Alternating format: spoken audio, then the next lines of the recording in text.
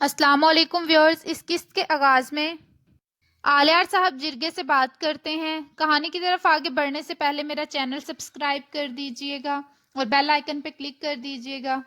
اچار صاحب اورال کو کہتے ہیں، اورال کا بچہ ابھی مر رہا ہے اور اورال ابھی موت کا انتظار کر رہا ہے۔ آپ کے والد کی میت ابھی ٹھنڈی نہیں ہوئی اور آپ سردار بننے کی تیاری کر رہے ہیں اور جرگہ بلا رہے ہیں۔ آلیار کہتا ہے، میں پہلے سے سردار ہوں اپنے بابا کی جگہ اور میں اگلا سردار بنانے کے لیے جلد ہی جرگہ بلاؤں گا۔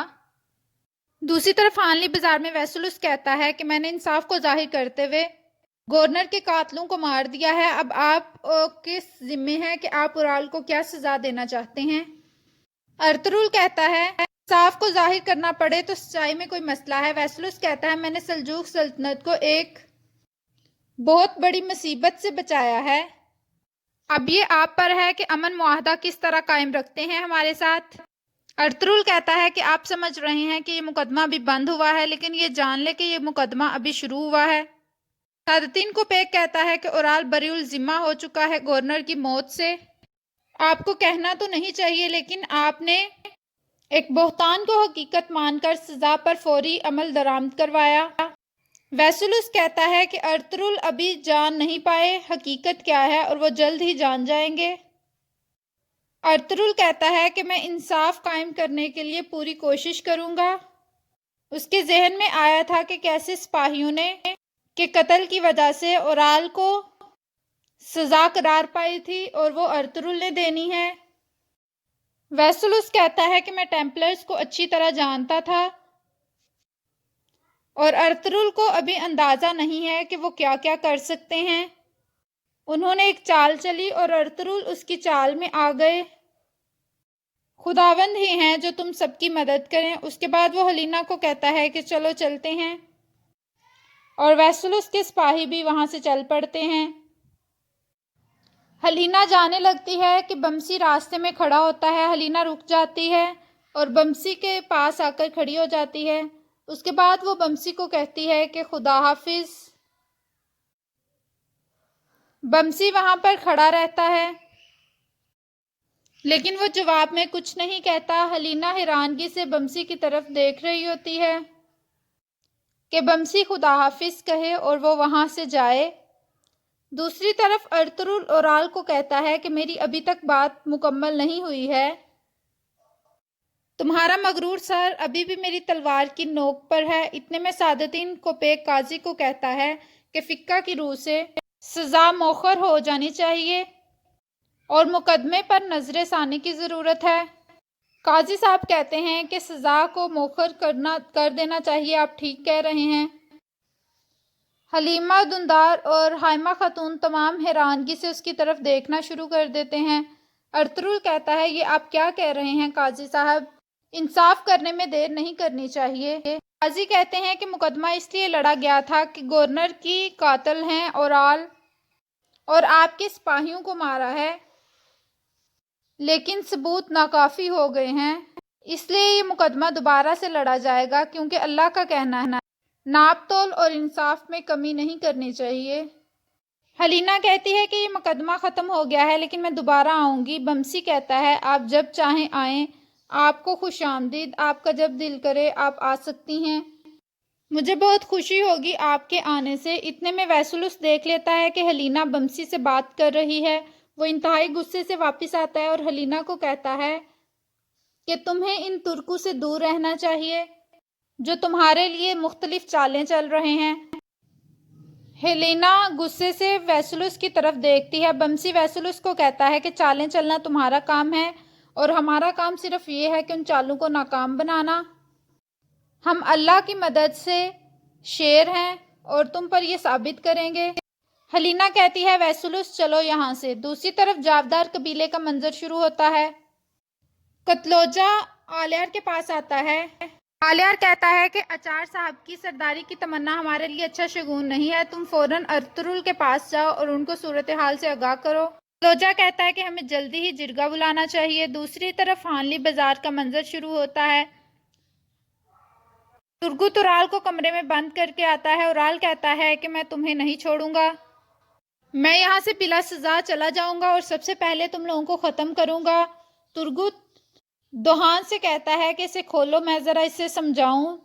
دوحان کہتا ہے نہیں، ہمیں باہر چلنا چاہیے، اس کو چھوڑو تم۔ دوسری طرف حلیمہ ارطغرل کو کہتی ہے کہ اس نے ایک دفعہ پھر بچا لیا، یہ کس قسم کا انسان ہے سعادتین کوپیک۔ ارطغرل کہتا ہے کہ یہ کوپیک اور ویسلوس کی چال ہے۔ آرتک صاحب کہتے ہیں کہ یہ ان کا گٹھ جوڑ ہے۔ ایما خاتون کہتی ہے کہ اس نے اپنے سزا یافتہ لوگوں کو یہاں پر ہی مار دیا۔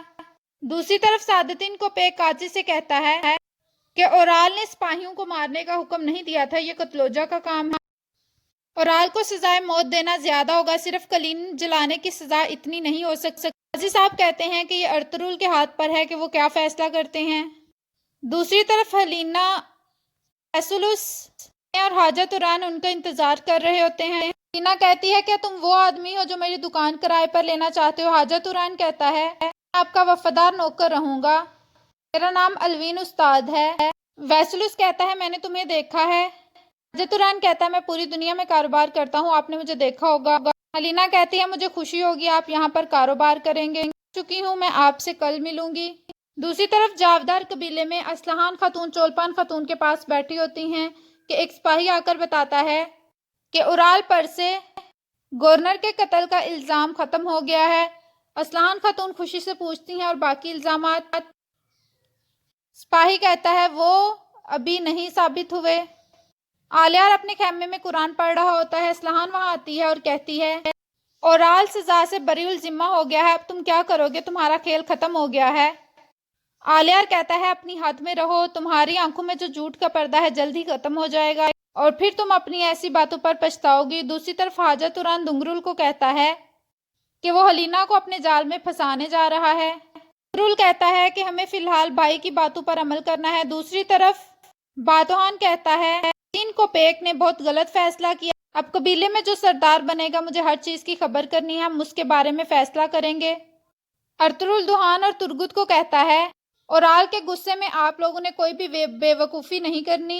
اتنے میں ایک سپاہی آ کر بتاتا ہے کہ سعادتین کوپیک آئے ہیں۔ سعادتین کوپیک ارطغرل کو کہتا ہے مجھے تم سے بات کرنی ہے، میں نے اپنی زندگی سے یہ سیکھا ہے کہ اعزازات اپنے اعمال سے حاصل ہوتے ہیں، آپ اورال کو سزا دینے کے لیے اندھے ہو چکے ہیں۔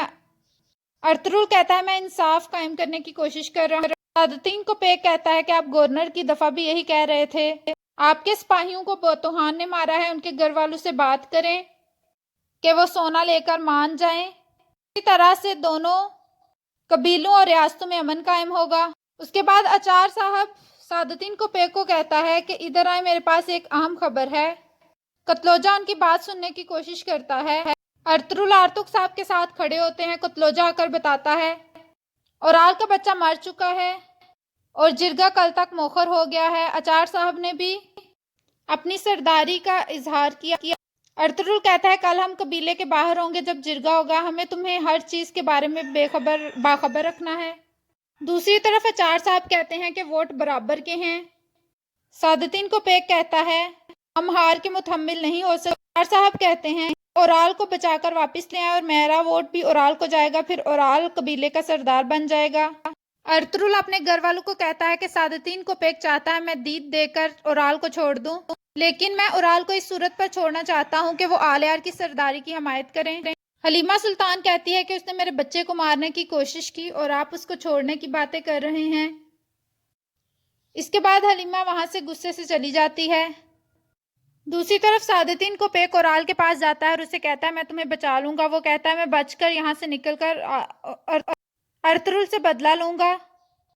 سعادتین کوپیک کہتا ہے تمہارا دماغ ابھی بھی بدلے میں کھویا ہوا ہے، میں تمہارے لیے خبر لے کر آیا ہوں چولپان خاتون کے بارے میں، وہ تمہارا بچہ کھو چکی ہے۔ اورال غصے میں آ جاتا ہے اور وہ کہتا ہے کہ ارطغرل میں تمہیں چھوڑوں گا نہیں۔